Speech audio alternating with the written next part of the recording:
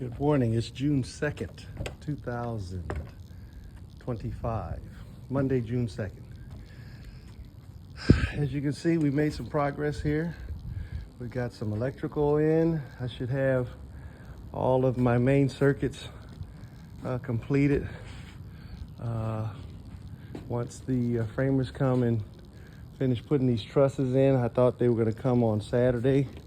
We haven't been able to get in touch with the framers since they left on Thursday. So we're being slowed down. This is the bane of most contractors, labor. Having labor show up and do what they're supposed to do in a timely fashion. But as you guys can see, the electrician, which is me, showed up and did what he had to do. The plumber, which is me, came in and showed up and did what he had to do. And the HVAC guy, no sign of him, but that's me too. So over the weekend, instead of taking the weekend off, I decided to try to push this job forward in such a way that hopefully by the weekend I can take the weekend off and go back home to Vegas and relax for the weekend. But topic for today is living in reality. We need to live in reality, folks. I had a niece that graduated from college. She's got a degree in psychology, and we had a conversation that kind of devolved into an argument, and it was one additional straw added to the camel's back, my back, that made me literally just kind of write everybody off and not have anything to do with my family. And we were talking about her future, and her future should consider. It's not a guarantee. It's not a mandatory thing, but it would be definitely something to consider involving a man. It should involve a man, in my opinion. And it doesn't involve a man. It should be something that should be considered before totally saying, okay, I don't want this. And her rebuttal to my making her consider this was, I'm not just a baby making machine. And I'm kind of wondering where the connection between me giving her this option to consider, what is the relevance of throwing this notion of I'm not just a baby making machine came from? I mean, there's something in her head that's making her react very violently, emotionally and violently, to the notion of involving a man in her life. And I would just say a lot of that has to do with her upbringing and her witnessing certain things going on in her home that makes her militate in a very negative way against considering having a man in her life. But I would say that she's been damaged, but I don't know if she's been damaged beyond any kind of recovery or repair. But the one thing that I wanted to illustrate to her was that, you're militating against this notion because, one, your mother wasn't able to show you or at least get you to see the real benefits to having a man in your life. Because the whole thing is, if my sister really had not been damaged by her experience with her ex-husband, her baby daddy, she would have been able to actually deliver this positive, optimistic message to her daughter. But she didn't. Obviously she didn't, because if she did, me talking to her would have been something of her to just consider. But I'm not a baby making machine. And I'm saying, well, you're not a psychologist either, but I would say that if we were to look at this in a very analytical way, you're more of a baby making machine than you are anything else in this reality, because you started having menstrual cycles long before you graduated high school.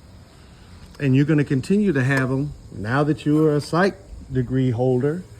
And the fact that, every month, even though you might not work as a psychologist at all, now that you have this degree, you're going to have a period every month for many years, going hopefully into your late 40s, early 50s. So that's the reality. And so nature is telling you that making babies should be on the list of priorities, a top priority. Now, you can ignore this imperative, this thing, but only to a certain degree. Every 28 days, you're going to have a period. And it's almost like a man and a woman. Every day you drink water, and every so often you got to go take a piss. You got to go use the bathroom. So every month you're going to have to bow down to the God of nature and deal with this bloodletting, egg releasing ceremony, whether you like it or not. So you've already naturally embraced that.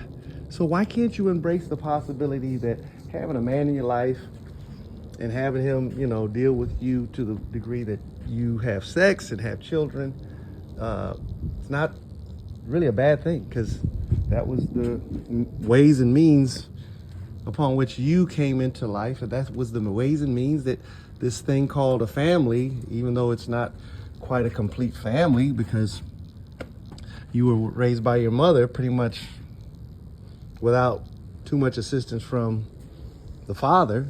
He wasn't there. He didn't come home every day and this and that. So all of these things are your life experience.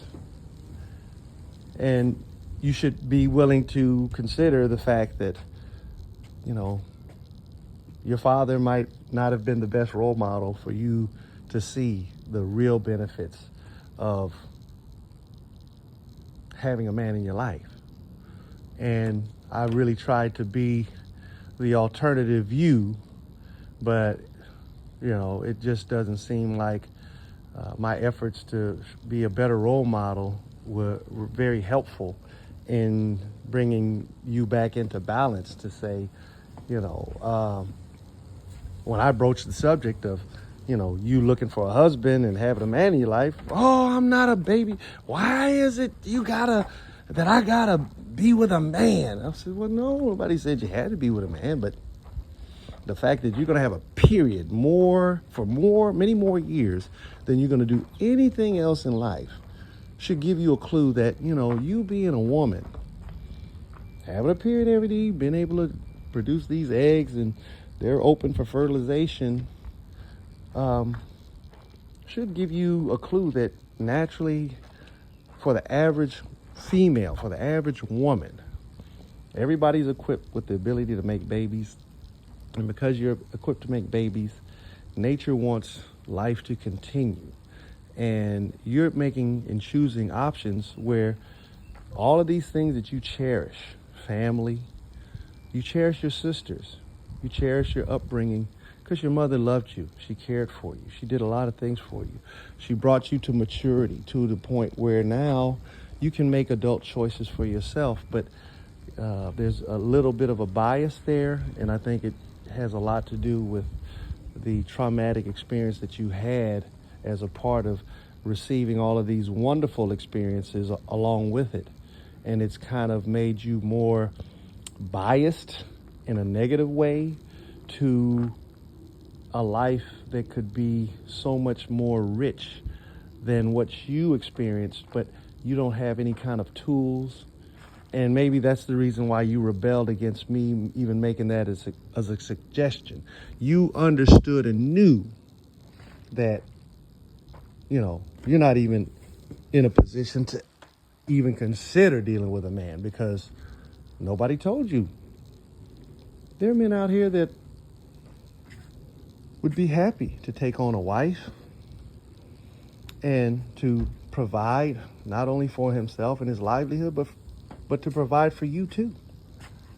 And I have yet to meet one woman where when they talk about going to college and going to university and getting their degree, that they look forward to one day making so much money that they can provide for not just their own livelihoods, but the livelihood for their husband and the children that are sure to come. And I'm guaranteed your mother, if you happen to watch this video, sweetheart, your mother never gave you that as even a option to consider. And that's because a woman's nature is born out of selfishness, is born out of getting something for nothing. What do you mean something for nothing? Well, you were given natural youth and natural beauty for nothing. And you receive a lot of attention from men, and men are throwing a lot of gifts, which is their attention, their affection, just based on the fact that you received this gift from nature for nothing.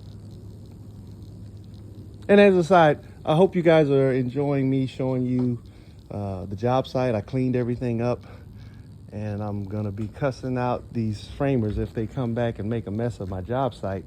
And I'm gonna hopefully sanction them if they do, because this is just, it's not necessary for one man to keep the job site clean. You know, we all work here, we all grown men, we need to take care of things. But getting back to this whole thing, to militate against the very thing that would probably give you the most benefit out of life is just, in my opinion, something that most women today are lacking, and they're not even aware because nobody's trying to talk to them. It's almost like the manosphere and social media. We've got all the basic talking points. You know, women are no good. They are just whores. They're only trying to deal with the top 10, 20% of men, and men, they ain't crap because 80% of you guys are no good and this and that. And women are going to end up being alone with cats, and men are going to, you know, just enjoy playing video games and yap, yap, yap. I mean, you know, nobody's looking to really try to maximize this thing called life, you know. And I know that some people say, okay, well, as an older man, go to the junior college and just start helping these young women get out of the binds, get them out of trouble. That's a good option, but it's not a good option over the long haul for the woman, and it definitely isn't a good option for the man over the long haul. You know, because the man, you don't have to do that to maximize the benefit of having a woman in your life. And I'm going to make another video to illustrate this point. But I would definitely say, in view of women being hard-headed and rebellious and unwilling to change and unwilling to actually sit down and see where they've made their mistake and all of this, you know, that's the best option. And I take my hat off to Coach Greg Adams for clearly articulating this as an option, because I agree with him that we did not create this circumstance or situation, but it's at a point where, because nobody created it, that it was just an evolution. But I do believe it was created. I believe advertisers and marketers, not capitalists, because capitalism is a system whereby people freely exchange goods and services for money. And socialism is, you know, each according to his need, but nobody really explains how each gets what they need, you know. And if somebody's delivering these things to a few people according to their need, what is the benefit for them? What do they get out of giving everybody else what they need, you know? Because if I'm going to deliver food, or if I'm going to build a house, you know, everybody says we have a right to a house. Okay, well, okay, if you got a right to a house, who is going to build this house for you, and what's going to be their compensation for doing it? Because I'm a renter right now. I'm 60 years old. I'm renting, and doing my thing here. And I'm building a house. And the people that want me to build this house, they own this house right here. And so they've attached another living space onto the back of the house, and they've built another detached living space on their property. So they're going to have 3 houses. But they only needed one. But why should they have to just freely give somebody a house when these people who supposedly have a right to a house don't have the skills or the knowledge or the ability to build one for themselves? I would say somebody who has a right to a house should have the ability and the skills to make it happen. Because it's easy to talk. Everybody can talk. But getting back to the whole thing, I know I start talking on a tangent. Family is very important. And we need to recognize that family comprises a man, a woman coming together, having sexual relations, to have children that they're going to care for together. And they're going to create a lot of wonderful circumstances and situations called memories. And a lot of these things are not going to just be fun memories. They're going to be memories of going through adversity.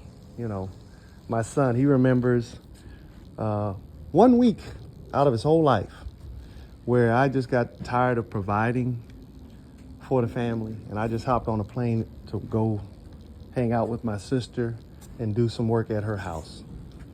And during this time, they didn't have any money, so they had to rely on grandma to kind of support them. And, you know, grandma gave him what she could give him.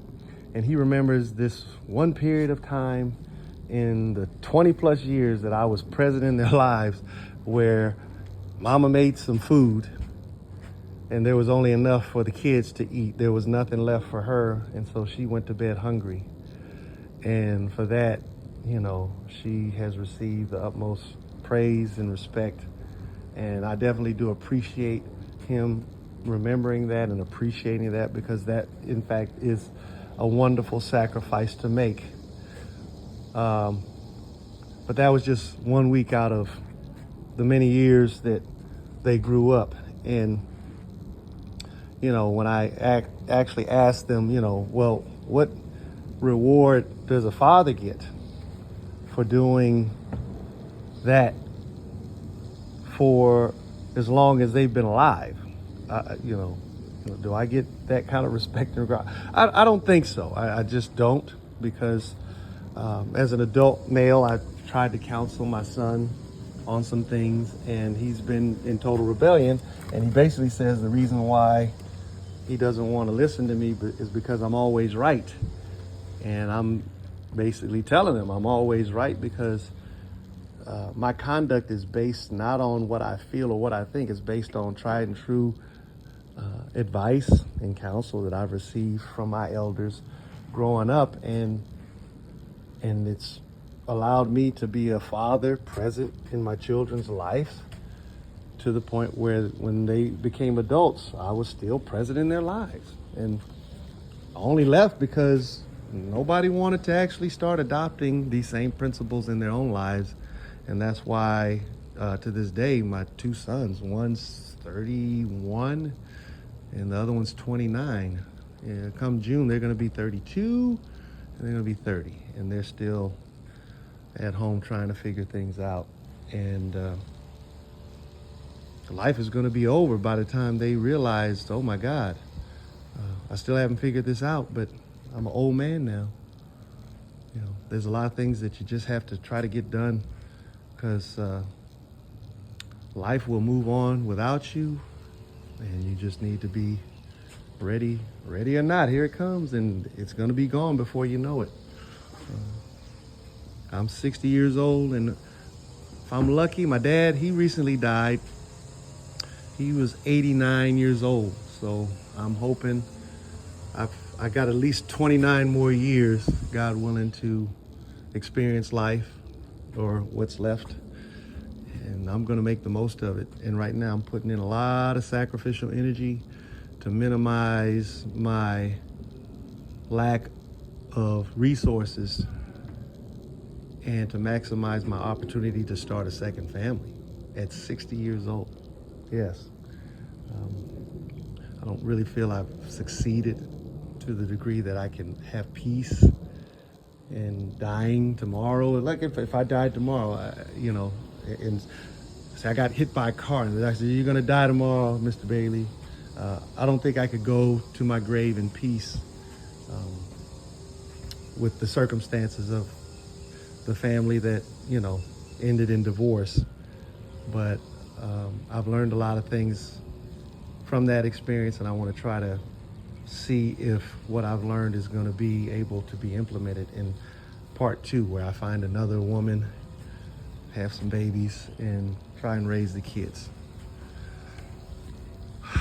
So with that, I know I talked about several different things, but we just got to get in tune with reality and embrace it for what it is. And I've embraced it to the degree where I know in order for me to get the maximum benefit out of life, I'm going to have to make sacrifices.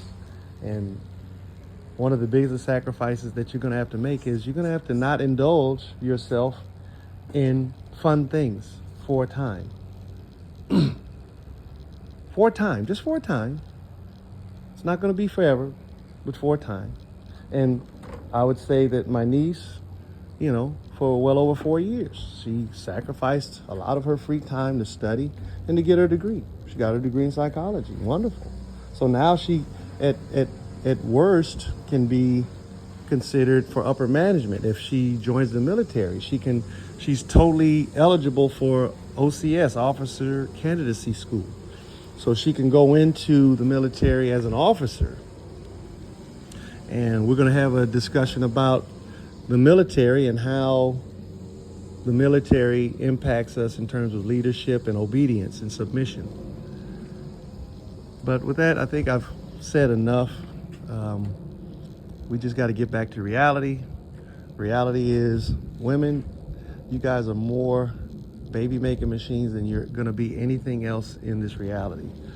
And because nature has made you this way, you guys should be thinking more of how can I maximize this natural benefit versus what society is trying to get you guys to be. Because many of the women in my generation, they bought into what society was telling them. Oh, you're going to have more life being this way as opposed to embracing being more of a woman than anything else.